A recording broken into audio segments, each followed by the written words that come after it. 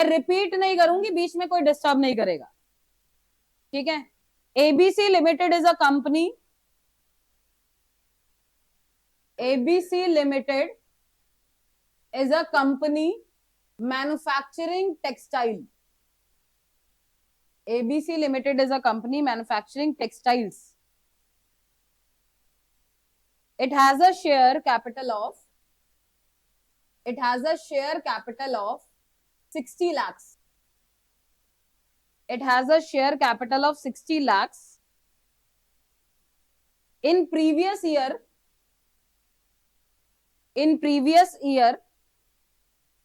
its earning per share, मैं EPS लिख रही हूं सीधा, आप भी लिख सकते हो, its earning per share was 0.50. For diversification,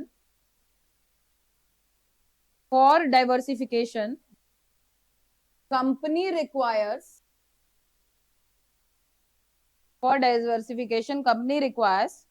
additional capital of 40 lakhs.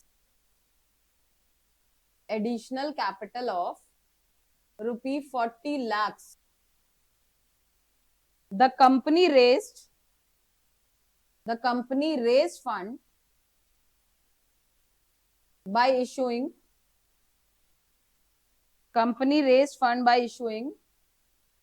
10% debentures for the same. During the year,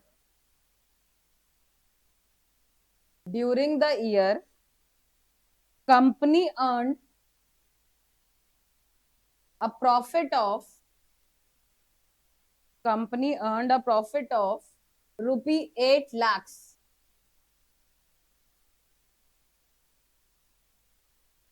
ठीक है, it paid a tax of 40%. It paid a tax of 40%. Next line में लिखो state whether the shareholder gained or lost. State whether the shareholders gained or lost. बस ये आपको numerical given है और आपको बताना है कि फेवरेबल है कि अनफेवरेबल है, ठीक है। क्या? Bye issuing 10% debenture for the same. State whether the share holder gained और लॉस्ट। तो आप कैसे बताओगे भाई शेयर होल्डर को प्रॉफिट एंड लॉस है? पिछले साल की आपको ईपीएस दे रखी है 0.50, इस साल की आपको ट्रांजेक्शन करके दिखानी, ठीक है। इस साल की ईपीएस जब आप निकालोगे तो आप पिछले साल की ईपीएस को इस साल की ईपीएस से कंपेयर करोगे। अगर ज्यादा है तो आप डिबेंचर से पैसा रेस करोगे, ठीक है। कम है तो आप डिबेंचर से पैसा रेस नहीं करोगे, ठीक है। अगर ईपीएस इस ईयर की बेटा पिछले ईयर से ज्यादा आ रही है तो शेयर होल्डर गेन करेंगे, ठीक है। कम आ रही है तो वो लॉस करेंगे, बस, ठीक है। तो आपको इस करेंट ईयर की ईपीएस निकालनी। तो मैंने आपको पूरा फॉर्मेट बताया। सबसे पहले आप ईबीआईटी लिखो जितनी भी है, ठीक है। मेंशन करो लेस क्या होता है, इंटरेस्ट टैक्स सब मैंने आपको बताया। करो, शुरू करो। करंट ईयर की ईपीएस आपको निकालनी है बेटा इस क्वेश्चन में। ट्राई करो एक बार अपने हाथ से।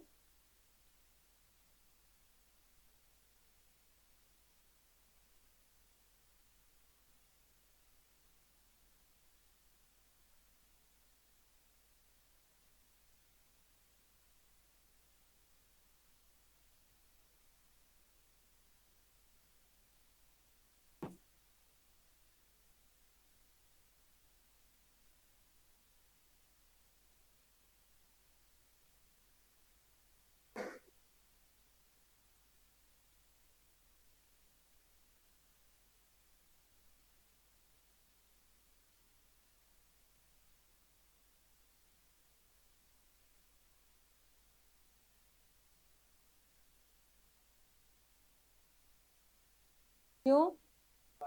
सब कुछ तो गिवन है आपको क्वेश्चन के अंदर, बस आपने करंट ईयर की ईपीएस निकालनी है। ये बिल्कुल भी ट्रिकी न्यूमेरिकल नहीं है, आपको सब कुछ गिवन है। करो, सोचो। पूरा फॉर्मेट मैंने आपको बताया बेटा। पहले आपको ईबीआईटी ढूंढनी है, फिर इंटरेस्ट लेस करना है, फिर जो अमाउंट आएगा उसमें से टैक्स लेस करना है, और क्या करना है, फिर ईपीएस का फॉर्मूला लगाना है।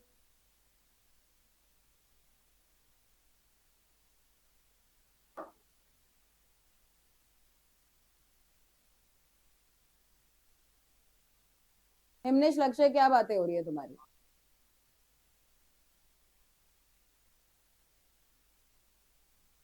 करो, गलत निकालो बेटा, बेशक ट्राई तो करो एक बार अपने हाथ से।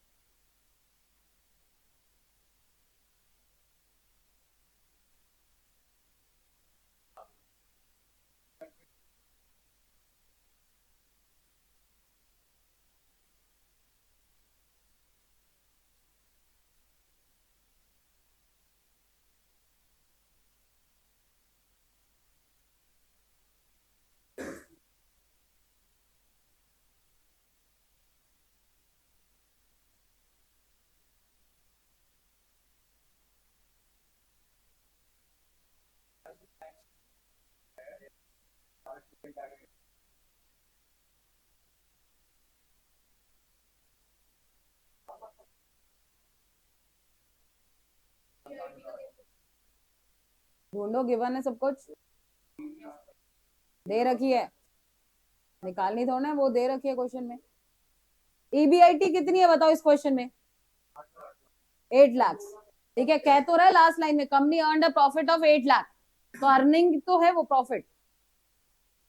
तो ईबीआईटी का अमाउंट लिखो 8 लाख, आगे कंटिन्यू करो।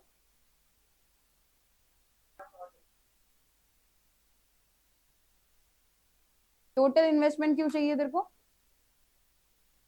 ईपीएस का फॉर्मूला क्या होता है? Earning after tax upon number of equity share.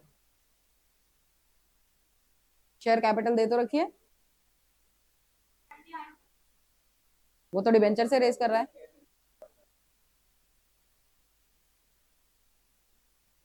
बेटा खुद करो रायन, देख पेपर में कोई किसी की हेल्प करने नहीं आएगा, अपना खुद करो काम। किसी ने करा है कुछ फाइंड आउट तो बताओ।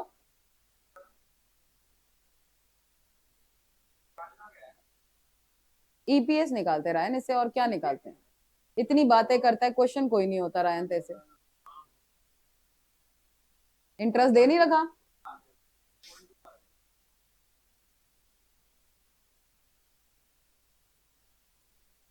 हम्म।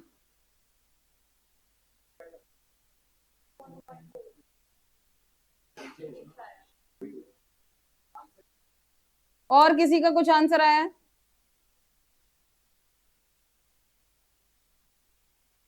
और कुछ? हिमनेश, रोमित,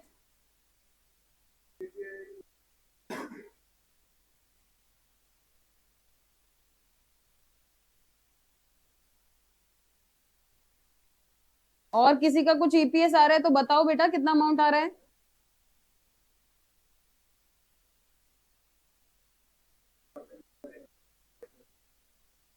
कितनी? जेसन,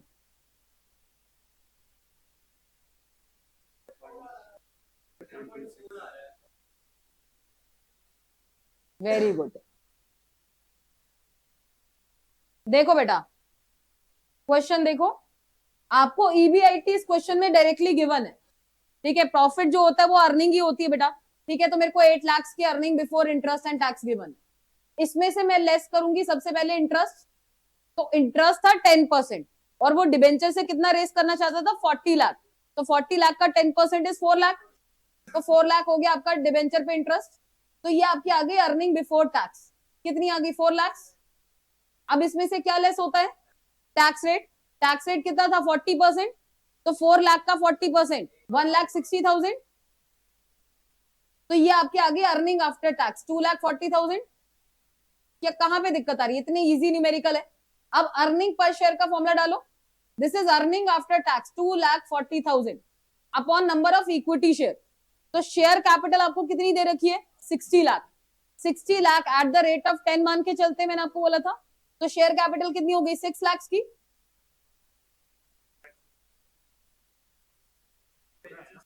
60 लाख है ना, तो डिबेंचर को कहा हम लेते हैं? डिवाइड में हम क्या करते हैं? नंबर ऑफ इक्विटी शेयर करते हैं ना। 20 लाख कहां से? नहीं, वो कह रहे हैं 40 लाख की एडिशनल फंड्स की रिक्वायरमेंट है बेटा। 60 के ऑलरेडी उसकी शेयर कैपिटल है। वो ये नहीं कह रहा कि 60 में से 40 में डिबेंचर से रेस करूंगा और 20 में उससे करूंगा। वो कह रहा है कि 60 उसकी टोटल शेयर कैपिटल है, और 40 लाख, आप एक लाइन पढ़ो मैंने लिखवाई है, एडिशनल फंड्स की रिक्वायरमेंट है। एडिशनल फंड्स कितने चाहिए? 40 लाख के। तो 60 तो शेयर कैपिटल है बेटा उसकी, ठीक है, 40 के एडिशनल चाहिए, और 40 वो किससे ट्राई कर रहा है? डिबेंचर से। 60 लाख बेटा मैंने आपको लास्ट क्लास में बताया था, जब आपको पर शेयर नहीं गिवन होता तो हम उसको एट द रेट ऑफ 10 मान के चलते, ठीक है। तो 6 lakh at the rate of 10 मान के चलोगे, जैसे समझ आया? क्वेश्चन में आपको ये मेंशन था बेटा कि एडिशनल फंड्स की रिक्वायरमेंट है 40 लाख, आपको ये मेंशन नहीं था कि 60 में से 40 आप उसमें से रेस करो। वो कह रहे हैं 60 की ऑलरेडी उसकी शेयर कैपिटल, और कंपनी को डाइवर्सिफाई करना है, डाइवर्सिफिकेशन के लिए उसको 40 लाख और चाहिए, और 40 लाख और वो डिबेंचर से रेस करना चाहती है। वो ये कह रहा है, पूरा सेंटेंस ध्यान से पढ़ो, ठीक है। तो शेयर कैपिटल तो 60 लाख है, तो मैं 6 लाख से डिवाइड करूंगी, तो कितना आ गया? 0.40। तो पुराने ईयर की अर्निंग कितनी थी? 0.50। लास्ट ईयर की ईपीएस वाज 0.50, करेंट ईयर की ईपीएस वाज 0.40। बताओ शेयर होल्डर्स गेन और लॉस? लॉस हो रहे हैं, ठीक है। एबीआईटी डायरेक्टली गिवन है, इसमें से लेस करेंगे इंटरेस्ट, इंटरेस्ट देखो गिवन है 40 लाख की डिबेंचर, 10% इंटरेस्ट 4 लाख, ठीक है। जो अमाउंट आया उस पर टैक्स रेट माइनस करना है, टैक्स रेट भी क्वेश्चन में चेक कर गिवन है 40%, 4 लाख का 40% 1,60,000, ये आ गई अर्निंग आफ्टर टैक्स। अब ईपीएस का फॉर्मूला डाला, earning after tax upon number of equity share, बस ईपीएस आ गई। समझ रहे हो मेरी बात को? किसी को डाउट है तो फिर से समझो। 60 लाख शेयर कैपिटल थी, तो एट द रेट ऑफ 10 मान के चलते, इसलिए 6 लाख अमाउंट आया, ठीक है भाई। ये बन नहीं होता मतलब, देखो लास्ट जो हमने न्यूमेरिकल करा था ना बेटा, उसमें तो हमने खुद सिचुएशन लेट करी थी कि कंपनी को टोटल फंड्स की, उसमें अगर आपको याद हो तो मैंने आपको बताया था कि टोटल फंड्स इतने चाहिए, ठीक है ना। और ऑप्शन है मेरे पास, या तो मैं डिबेंचर से रेस करूंगी या इक्विटी से। बट इस क्वेश्चन में आपको ये गिवन है कि भाई शेयर कैपिटल 60 लाख की है, एडिशनल फंड आपको 40 लाख चाहिए, और एडिशनल फंड कंपनी ट्राई कर रही है किससे रेस करेगी? डिबेंचर से, और कितने परसेंट पे? 10%, ठीक है। तो आप पुरानी में से एडजस्टमेंट में से मत करो कि 60 लाख की शेयर कैपिटल है तो 40 डिबेंचर तो 20 बच गया वो इक्विटी, ऐसा नहीं, कुछ नहीं कह रहा वो कह रहा है टोटल शेयर कैपिटल 60 लाख है, 40 लाख की एडिशनल रिक्वायरमेंट, ठीक है, और कंपनी ट्राई कर रही है उसको डिबेंचर से रेस करने के लिए, ठीक है। तो जो अमाउंट आ रहा है उस पर आप सीधा इंटरेस्ट लेस करो, ठीक है, शेयर कैपिटल जितनी आपको गिवन है उससे डिवाइड करो, आगे आपका ईपीएस। एनी डाउट फिर से चेक करके पूछो भाई। तो लास्ट ईयर की ईपीएस 0.5 थी बेटा, इस साल की ईपीएस 0.4 है, कंपैरिजन करा तो भाई हमें लॉस हो, ठीक है। तो अब कंपनी ये ट्राई नहीं करेगी कि वो डिबेंचर से पैसा रेस करे, क्योंकि डिबेंचर से रेस करके उसकी ईपीएस कम हो रही, ठीक है, that is why shareholder loss, ठीक है भाई, पक्का? अभी भी दुख है तो देख लो, बस इसका एक ही पैटर्न का न्यूमेरिकल आता है बेटा इसके अंदर। चेक कर लेती हूँ, अगर कोई और भी है तो आपसे करवाती हूँ।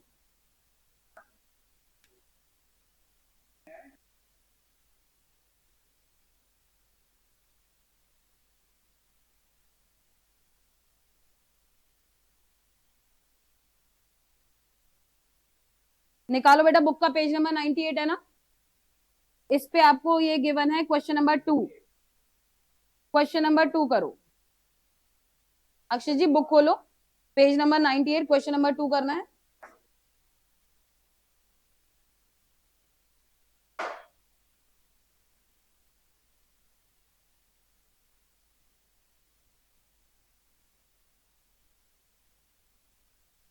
नंबर 98 2।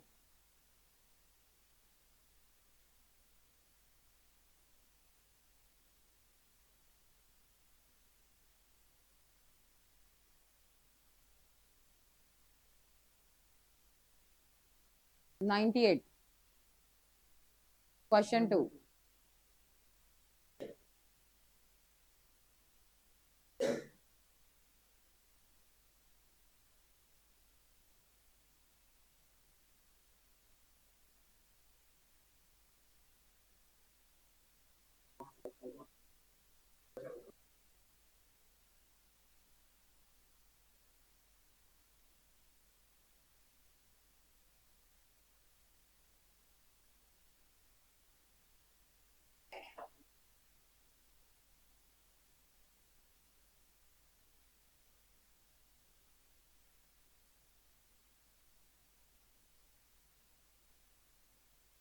समझ आया क्वेश्चन पढ़ के? हाँ करो, ट्राई करो।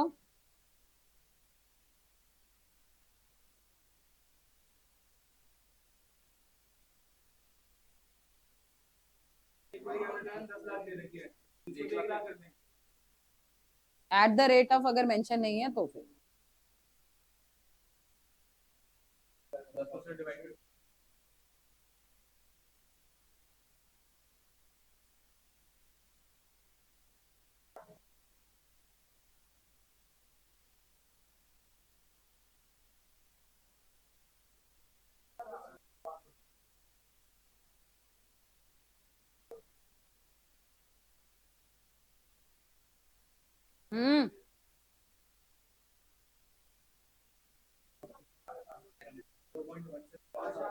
सेम फॉर्मेट है।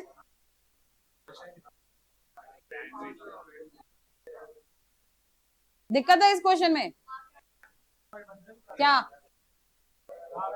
0.105, 0.45 और कुछ इसके अलावा? 0.105। थैंक यू बेटा। क्वेश्चन समझ आ गया तुम्हें?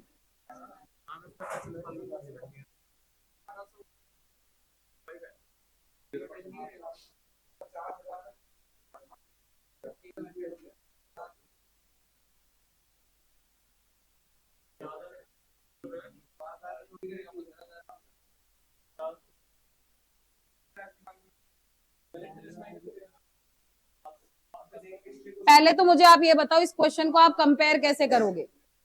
भाई पहले तो मुझे बताओ, जो आप ईपीएस निकाल रहे हो, रोशनी मेरी बात सुनो पहले, जो आप इसी ईपीएस निकाल रहे हो उसको आप कंपैरिजन किससे करोगे?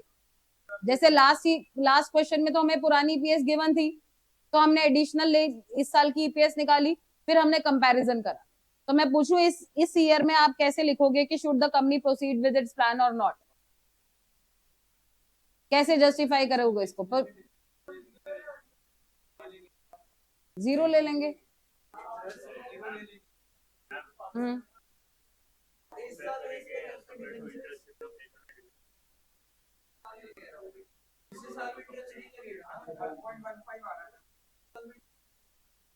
सुनो भाई, इस क्वेश्चन में बेटा आपको पुराने ईयर, लास्ट ईयर की ईपीएस नहीं गिवन है, ठीक है? आपको करंट ईयर का आप ईपीएस निकाल सकते हो, ठीक है? बट हम कंपेयर कैसे करेंगे कि कंपनी को प्रॉफिट हो रहा है कि लॉस हो रहा है?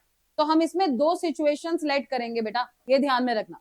दो सिचुएशन, एक केस हम लेंगे जिसमें वो कंपनी पैसा डिबेंचर से रेस कर रही है, और एक सिचुएशन लेंगे जिसमें वो डिबेंचर से रेस नहीं कर रही। ऐसी दो सिचुएशन लो, ठीक है? तो आपको क्वेश्चन में ईबीआईटी गिवन है भाई, सामने समझ लो, बाद में आपस में डिस्कस करना। तो क्वेश्चन में हमें ईबीआईटी डायरेक्टली गिवन है। कितनी ईबीआईटी गिवन है? 50,000। मैंने दो सिचुएशन लेट करी है, ठीक है? ईबीआईटी मुझे 50,000 गिवन है। एक सिचुएशन में मैं लेट कर रही हूँ, मैं डिबेंचर से पैसा रेस कर रही हूँ, एक में लेट कर रही हूँ रेस नहीं कर रही। तो जो कंपनी डिबेंचर से रेस नहीं कर रही, उसका इंटरेस्ट का अमाउंट कितना होगा? नील। तो उसकी अर्निंग बिफोर टैक्स सीधा आ जाएगी कितनी? 50,000। ऐसा हम क्यों कर रहे हैं ये दिमाग में रख लेना। क्यों? क्योंकि लास्ट ईयर की ईपीएस आपको गिवन नहीं है। ऐसा जब भी क्वेश्चन आता है ना कि आपको लास्ट ईयर की ईपीएस नहीं गिवन है, तो आप फिर ऑप्ट करते हो कि भाई एक सिचुएशन में या तो वो रेस करेगा या फिर वो रेस नहीं करेगा, ठीक है? तो फिर बेटा अब हम ये वाला तो पे करेगा डिबेंचर पे, ठीक है? डिबेंचर से रेस करने जा रहा है। कितना रेस कर रहा है डिबेंचर से? 5 लाख, ठीक है? 5 लाख पे कितना परसेंट? 7%। This is 35,000। तो ये आ गया आपका 15,000। अब इसमें से अमाउंट लेस होगा टैक्स। टैक्स तो दोनों ही पे करेंगी, ठीक है? टैक्स रेट कितना है बेटा? पुराना वाला 30% है और नया वाला भी 30% ही एज्यूम करेंगे, ठीक है? तो ये हमारे पास आ गया 15,000 और ये आ गया 30% कितना आ रहा है देखो, चेक करो, 12,000, 4,500, ठीक है? हाँ 3,500 है।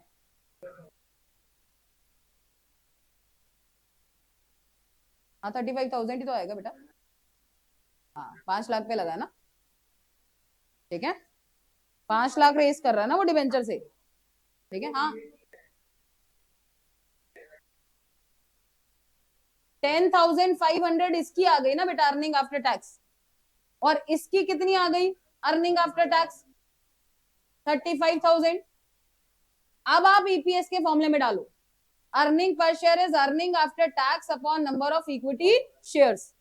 तो अब इसमें बताओ आप कितने से डिवाइड करोगे और इसमें कितने से डिवाइड करोगे, सोच के। मैं सभी से आंसर पूछूंगी, पहले 2 मिनट का वक्त दे रही हूँ सभी को सोचने के।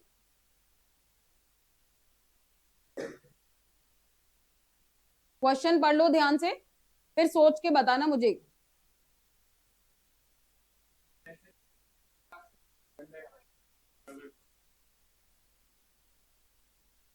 दोनों सिचुएशन में 1 लाख से डिवाइड करेंगे। पक्का? शेयर कैपिटल कितनी है? 10 लाख। ठीक है, तो आपने @10 मान लिया, तो 1 लाख हो गया। ठीक है, पर इसमें तो आप फर्स्ट वाली सिचुएशन में आप सारा पैसा किससे रेस कर रहे थे? ये वाली सिचुएशन में आप सारा पैसा किससे रेस कर रहे थे? इक्विटी से।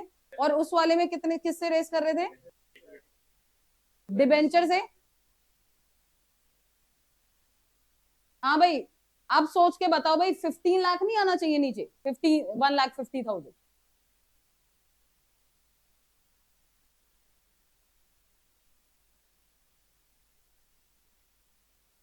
नहीं आना चाहिए? देख लो, मैं कंफ्यूज कर रही हूँ तुम्हें, इसलिए दिल पे हाथ रख के फिर कड़क आवाज में आंसर देना। हाँ बोल।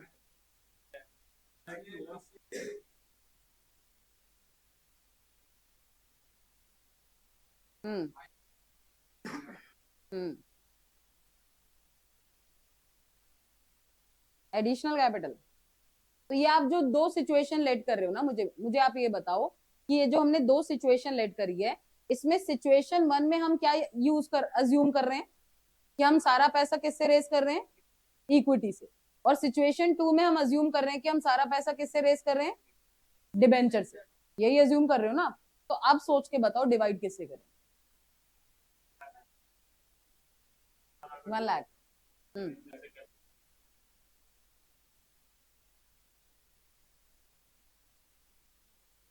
हिमनेश किससे डिवाइड करेंगे? 1 लाख से ही करेंगे, क्यों? हम्म। तो डिवाइड तो हम number of equity share capital से करते हैं दोनों सिचुएशन में। ऐसा नहीं, मैं आपसे ये पूछना चाह रही हूँ, पता नहीं आप मेरे क्वेश्चन को समझ पा रही हो कि नहीं समझ पा रहे। मैं कह रही हूँ 5 लाख जो आपने अमाउंट यूज करा है ना, उसको हम इस शेयर कैपिटल में ऐड नहीं करेंगे 10 लाख में। मैं ये पूछना चाह रही हूँ, करेंगे कि नहीं करेंगे? नहीं करेंगे। क्यों नहीं करेंगे? कितना इक्विटी?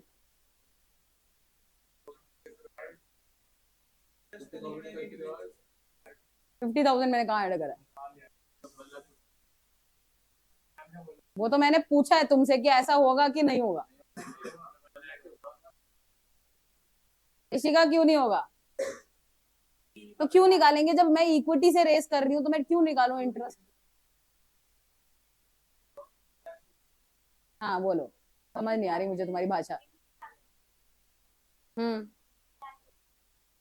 1 लाख की इक्विटी कैपिटल, तो ये सिचुएशन में आपने अज्यूम क्या कर रहा है, मैं ये पूछ रही हूँ। डिबेंचर से रेस नहीं करा, तो मतलब किससे रेस करा है? इक्विटी से रेस किया है। तो इक्विटी से कितना रेस किया है?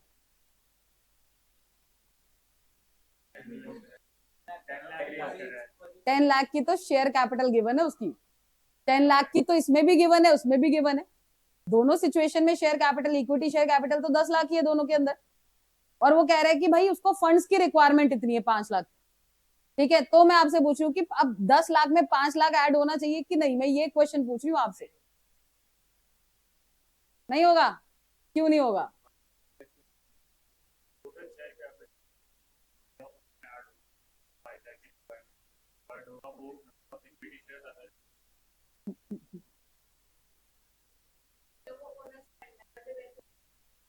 अरे भाई मेरे, मैं समझती हूँ यहाँ पे number of equity share capital आती है ना, तो मैं ये कह रही हूँ कि 10 लाख तो दोनों केसेस में इक्विटी शेयर कैपिटल है।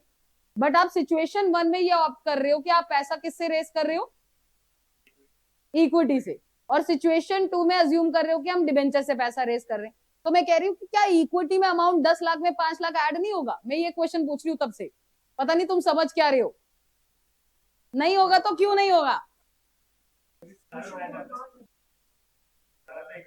क्योंकि कई करके आते हैं, इसलिए मैं पूछ रही हूँ कि भाई जो करके आते हैं वो वाला सही है कि तुम्हारा वाला लॉजिक सही है, मेरे को ये समझ नहीं आया।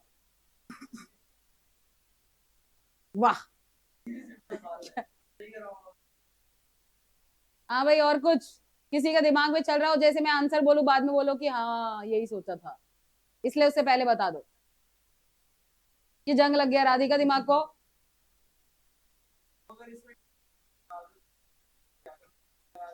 नहीं होगा डिवाइड, ठीक है, 5 लाख ऐड नहीं होगा।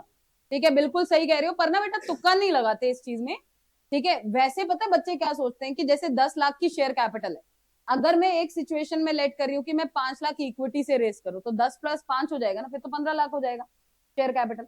और दूसरे केस में अगर मैं अज्यूम करूं, ठीक है, कि भाई मेरे के 10 लाख की इक्विटी और 5 लाख में डिबेंचर से रेस कर रही हूँ, तो 10 लाख से डिवीजन होगी, आपको पता है, @10 मान के 1 लाख से होगी।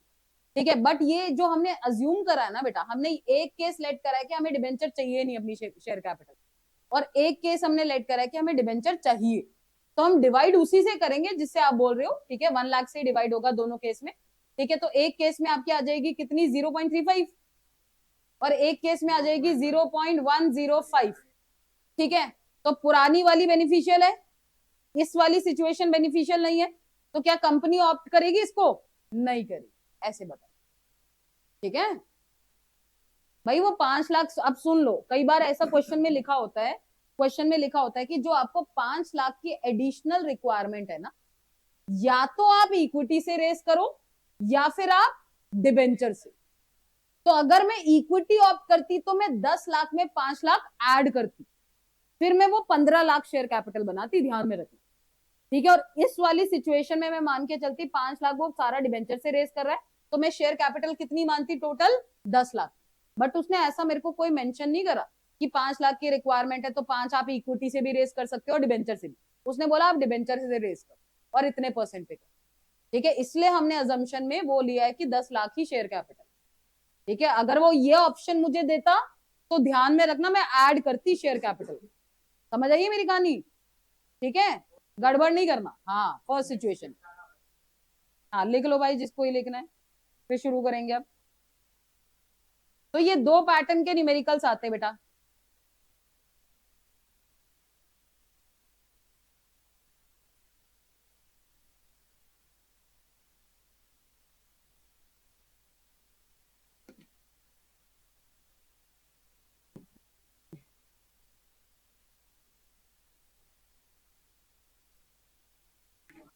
डन।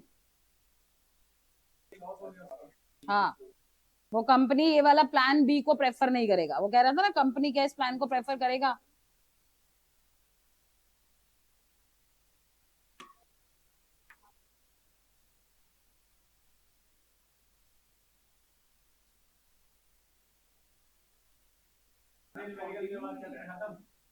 नहीं, एक क्वेश्चन और है।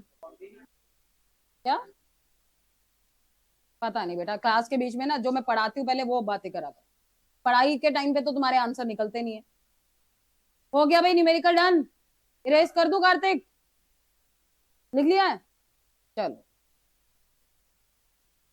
तो अब इसके 1-2 न्यूमेरिकल मुझे और मिलेंगे तो मैं आपको फॉरवर्ड करूंगी बेटा, उसको करके देखना। वैसे 2 पैटर्न के ही, ठीक है, 2 ही तरीके के। और आपको मैं बता देती हूँ, बोर्ड में सबसे ज्यादा बार जो क्वेश्चन आता है वो इसका थियरी पार्ट आता है। वो आपको पूरा जो है ना थियरी में इलेबोरेट करना होगा, खुद ही सिचुएशन लेट करके ट्रेडिंग होने की। ठीक है, इसका न्यूमेरिकल जो है आपकी स्कूल की टीचर डाल सकती है, बोर्ड में नहीं आया अभी। बोर्ड में अगर आता भी है तो 1 मार्कर पूछा जाता है, जिसको मैंने आपको लास्ट क्लास में बताया था ना, सीधा ROI ROR देख लो, कंपेयर करो और आंसर बता दो। ठीक है ना, तो उसके अकॉर्डिंग पूछा जाता है, ध्यान में रखना। ठीक है भाई, अब हमारा एक कॉन्सेप्ट रह गया इसके अंदर, फाइनेंशियल प्लानिंग। उसको खत्म करते हैं, फिर हमारा चैप्टर पैकअप हो जाएगा बेटा, ये वाला रह गया बेटा। इस चैप्टर के अंदर बेटा हमारे पास एक कॉन्सेप्ट रह गया, फाइनेंशियल प्लानिंग, और ये मोस्ट इंपॉर्टेंट है, मोस्ट मोस्ट मोस्ट इंपॉर्टेंट। आपको पता है business study case study form में पूछा जाता है आपसे क्वेश्चन। फाइनेंशियल प्लानिंग की केस स्टडी आती है, कैसी आती है बेटा? कुछ वर्ड्स आते हैं, हाँ बोलो। नहीं, वो खुद करोगे, दूंगी आज होमवर्क। फाइनेंशियल प्लानिंग को कंपनी का ब्लूप्रिंट बोला जाता है, ये लिख लो साइड में।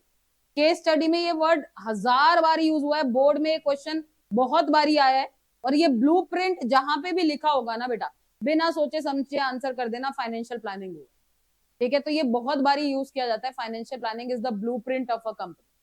फाइनेंशियल प्लानिंग नाम से ही पता चल रहा है बेटा, फाइनेंस को प्लान करना इज फाइनेंशियल प्लानिंग। ठीक है, फाइनेंस को प्लान करना इज फाइनेंशियल प्लानिंग। तो 2 मिनट के लिए सामने कॉन्सेंट्रेट करेंगे। फाइनेंशियल प्लानिंग कहती है बेटा, क्या कहती है, व्हाट इज फाइनेंशियल प्लानिंग अगर आपसे पूछा जाता है, तो फाइनेंस को प्लान करना, प्लानिंग को मैंने फाइनेंस के साथ जोड़ दिया, this is financial planning. Financial planning सबसे पहले देखती है amount of fund, it determines the amount of fund, कितना पैसा मुझे चाहिए। फाइनेंशियल प्लानिंग पहले वो देखती है। आपको पता है जैसे ऑर्गेनाइजेशन में इतने सारे डिपार्टमेंट होते हैं, production department, marketing department, sales department, वैसे एक डिपार्टमेंट होता है फाइनेंस डिपार्टमेंट। ठीक है, जो फाइनेंशियल प्लानिंग करता है। ठीक है, उसका काम होता है फाइनेंशियल प्लानिंग करना। तो फाइनेंशियल प्लानिंग क्या होता है बेटा, फाइनेंशियल प्लानिंग सबसे पहली चीज डिटरमाइन करती है हमें कितना पैसा चाहिए। ठीक है, ऑर्गेनाइजेशन में फंड्स की कितनी रिक्वायरमेंट। तो सबसे पहले सपोज करो मेरे को 10 लाख पैसा चाहिए, 10 लाख की रिक्वायरमेंट है, तो फाइनेंशियल प्लानिंग डिटरमाइन करेगी पहले तो अमाउंट ऑफ फंड, कितना पैसा चाहिए। फिर ये डिटरमाइन करेगी सोर्सेज ऑफ फंड, कौन कौन से सोर्सेज है 10 लाख रुपए रेस करने के लिए। सोर्सेज का मतलब या तो ओनर से रेस करूंगी या फिर बोरोड से, या तो इक्विटी से रेस करो या डिबेंचर से। तो फाइनेंशियल प्लानिंग सबसे पहली चीज डिटरमाइन करती है अमाउंट ऑफ फंड, कितना पैसा चाहिए। फिर डिटरमाइन करती है सोर्सेज ऑफ फंड। क्यों डिटरमाइन करती है, फॉर इन्वेस्टमेंट। कंपनी का काम क्या होता है, पैसे को लेके कंपनी क्या करती है, इन्वेस्ट करती है। इन्वेस्टमेंट दो एसेट्स में होती है, फिक्स एसेट्स और करेंट एसेट्स। तो अगर मैं फाइनेंशियल प्लानिंग की डेफिनेशन पूछू ना बेटा, तो financial planning determines the amount of fund, sources of fund, for investment in fix asset और current asset, this is financial planning. इसको हम फाइनेंशियल प्लानिंग कहते हैं। तो फाइनेंशियल प्लानिंग का मतलब है फाइनेंस को प्लान करना।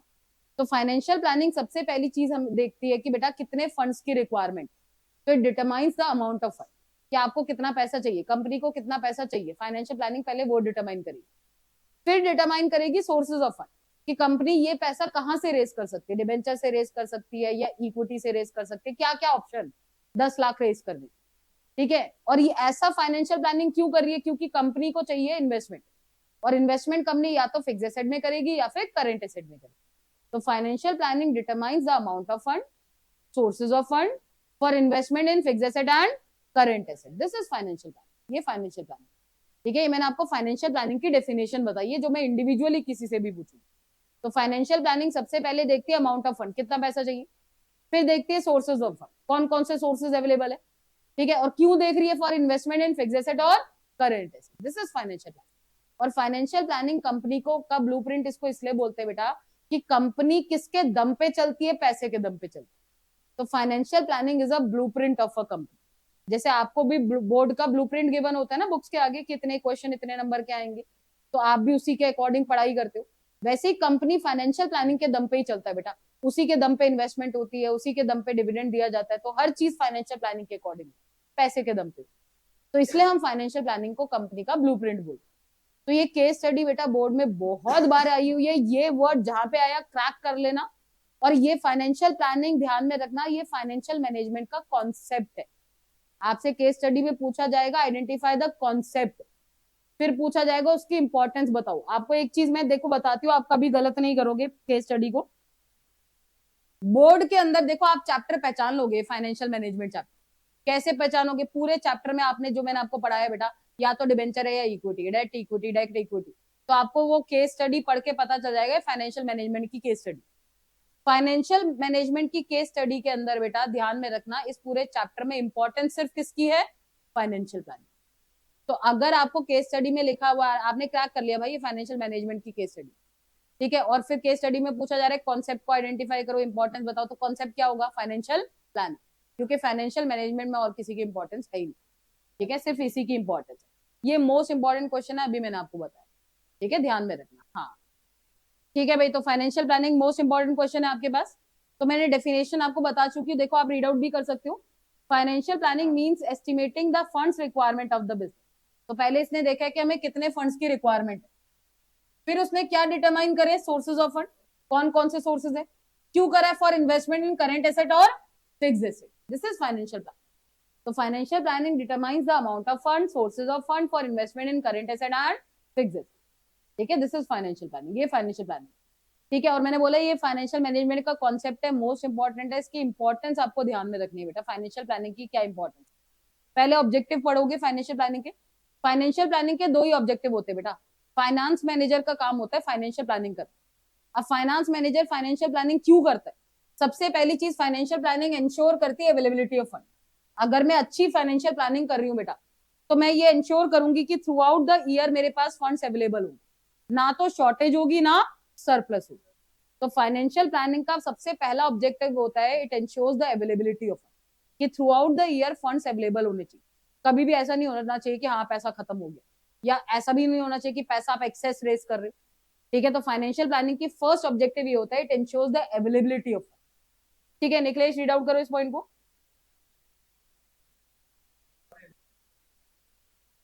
हम्म,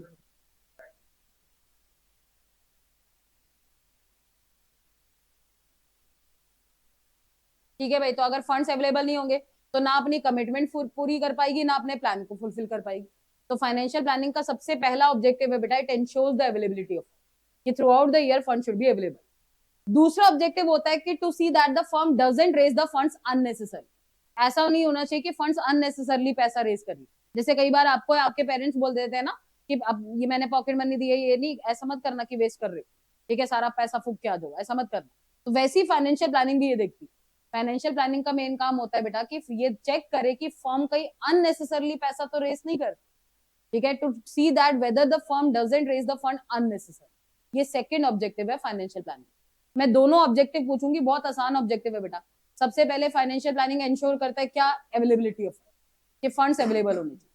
दूसरी चीज ये चेक करता है कि फर्म ने कहीं अननेसेसरली फंड तो रेस नहीं कर, to see whether the firm is raising fund unnecessarily और नॉट।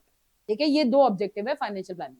बट बोर्ड में जो पूछा जाता है बेटा वो इसकी इंपॉर्टेंस आती है। ठीक है, इंपॉर्टेंस फाइनेंशियल प्लानिंग की मोस्ट इंपॉर्टेंट। तो मैंने आपको बोल भी दिया, आप बुक में मार्क कर सकते हो। पेज नंबर कौन सा बेटा, ये पेज नंबर 90 पे भाई, चेक कर लेना और इसको मार्क कर देना। ठीक है, फाइनेंशियल प्लानिंग के एनी 5 इंपॉर्टेंस, 5 नंबर की इंपॉर्टेंस आती है बेटा, तो एनी 5 पॉइंट आप मैक्स टू मैक्स याद कर सकते हो इसके अंदर। ठीक है, फाइनेंशियल प्लानिंग की सबसे, अभी 2 मिनट के लिए सामने देखना, फाइनेंशियल प्लानिंग की सबसे पहली इंपॉर्टेंस होती है बेटा, फाइनेंशियल प्लानिंग ना कोऑर्डिनेशन मेंटेन करती है। कोऑर्डिनेशन का मतलब होता है यूनिटी। 2 मिनट वेट करो बेटा। तो फाइनेंशियल प्लानिंग ना कोऑर्डिनेशन मेंटेन करती है। किसके अंदर कोऑर्डिनेशन मेंटेन करती है? आपको पता है पैसे के दम पे पूरी ऑर्गेनाइजेशन चलती है। तो sales function, marketing function, production function, जितने भी फंक्शन है, इनके बीच में कोऑर्डिनेशन मेंटेन करना किसका काम होता है? फाइनेंशियल प्लानिंग का। तो financial planning helps to maintain coordination between different functions. Organisation में जो डिफरेंट फंक्शंस है बेटा, उसके बीच में कोऑर्डिनेशन फाइनेंशियल प्लानिंग मेंटेन करती है। मैं पूछूंगी पॉइंट्स एज इट। दूसरा, फाइनेंशियल प्लानिंग अननेसेसरी अनसर्टेनिटी को मिनिमाइज करती है। अच्छा, प्लानिंग में फोरकास्टिंग होती है, यस और नो? प्लानिंग, आपने एक चैप्टर पढ़ा है बिजनेस का, प्लानिंग में फोरकास्टिंग होती है ना। प्लानिंग हमेशा किसके लिए की जाती है? फ्यूचर के लिए। तो हम कहते हैं planning is dependent on forecasting. तो ये फाइनेंशियल प्लानिंग है, तो इसमें भी तो फोरकास्टिंग होगी। फाइनेंस को आप प्लान कर रहे हो, ठीक है। तो फाइनेंशियल प्लानिंग की एक इंपॉर्टेंस ये होती है बेटा, financial planning helps to minimise uncertainty. अब जैसे मेरा काम है, मैं पहले ही देख रही हूँ फंड्स अवेलेबल होने चाहिए, फंड्स अननेसेसरली रेस नहीं होने चाहिए, तो अवेलेबल रहेंगे तो अनसर्टेनिटी क्या होगी? मिनिमाइज होगी। तो financial planning helps to reduce uncertainty of funds. Financial planning का काम होता है बेटा कि फंड्स की अनसर्टेनिटी को रिड्यूस कर। समझ आए वाला पॉइंट? तो फाइनेंशियल प्लानिंग सबसे पहला तो कोऑर्डिनेशन मेंटेन करती है between different functions of management, क्योंकि सारे फंक्शंस किसके दम पे चलते हैं? पैसे के दम पे। तो फाइनेंशियल प्लानिंग करती है। ठीक है, it helps to maintain coordination between different function like production function, marketing function, sale function etcetera, इतने सारे फंक्शन। ठीक है, दूसरा मैंने बताया, it helps to reduce uncertainty. ये अनसर्टेनिटी को रिड्यूस करती है, क्योंकि आप पैसे को पहले ही प्लान कर रहे हो बेटा, तो आप रिस्क को अपने आप मिनिमाइज करो। तो it helps to reduce uncertainty. Uncertainty reduce होगी तो रिस्क रिड्यूस होगा, यस और नो? यस। अगर अनसर्टेनिटी नहीं हो रही बेटा तो आपको रिस्क भी नहीं होगा। तो ऐसे 2 पॉइंट याद करना, it helps to reduce uncertainty, it helps to reduce risk. ठीक है, uncertainty is related to risk बेटा। कोई अचानक चीजें हो रही है तो रिस्क बढ़ेगा। ठीक है, तो फाइनेंशियल प्लानिंग अनसर्टेनिटी को रिड्यूस कर रही है तो रिस्क भी कम होगा। फाइनेंशियल प्लानिंग लिंक होती है किसके बीच में? Present and future. It is a link between present and future. क्यों? क्योंकि फाइनेंशियल प्लानिंग, अभी देखो मैं अभी बैठ के प्लानिंग कर रही हूँ, बट प्लानिंग होती किसके लिए, फ्यूचर के लिए होती है। तो वैसी फाइनेंशियल प्लानिंग है, आप बैठ के अभी फाइनेंशियल प्लानिंग कर रहे हो, बट किसके लिए कर रहे हो, फ्यूचर के लिए कर रहे हो, कि फ्यूचर में कहीं पैसे की दिक्कत ना आए, फ्यूचर में पैसा अवेलेबल रहे, अनसर्टेनिटी ना हो, रिस्क ना हो। तो financial planning is a link between present and future. Financial planning ये देखता है कि ना अभी पैसे की शॉर्टेज होनी चाहिए, ना फ्यूचर में होनी चाहिए। तो it is a link between present and future. जैसे अभी आप पढ़ाई करोगे तो फ्यूचर आपका सिक्योर होगा, ठीक है, तो हमेशा प्रेजेंट फ्यूचर से रिलेट करता है। वैसे ही फाइनेंशियल प्लानिंग भी लिंक होती है प्रेजेंट और फ्यूचर। ऐसी बेटा लास्ट पॉइंट आता है, financial planning is a link between what, investment and financing function. अच्छा, फाइनेंशियल प्लानिंग की डेफिनेशन क्या थी, determines amount of fund and sources of fund for investment in fixed asset and current asset. तो financial planning finance और investment में भी link होता है, क्योंकि पैसा होगा तो आप उसको क्या करोगे, इन्वेस्ट करोगे। तो it is a link between finance and investment function. तो ये देखो आपके 5 पॉइंट है, आसानी से ये कर्ल करके याद हो जाएंगे आपको, ठीक है, जैसे मर्जी याद कर सकते हो। तो पहला पॉइंट मेरे को कोऑर्डिनेशन चाहिए, डिफरेंट फंक्शन में कोऑर्डिनेशन फाइनेंशियल प्लानिंग मेंटेन करती है, ठीक है। रिड्यूस अनसर्टेनिटी, देखो आपको ना पॉइंट्स गिवन होंगे जब मैं रीड आउट कराऊंगी ना। अनसर्टेनिटी को रिड्यूस करती है, रिस्क को रिड्यूस करती है, लिंक बिटवीन प्रेजेंट फ्यूचर है, लिंक बिटवीन फाइनेंस इन्वेस्टमेंट। पांचों के पांचों पॉइंट आपसे पूछने वाली हूँ, पहले आप मुझे डन कर दो कि याद हो गए, पक्का। विद डेफिनेशन पूछूंगी, ध्यान में रखना।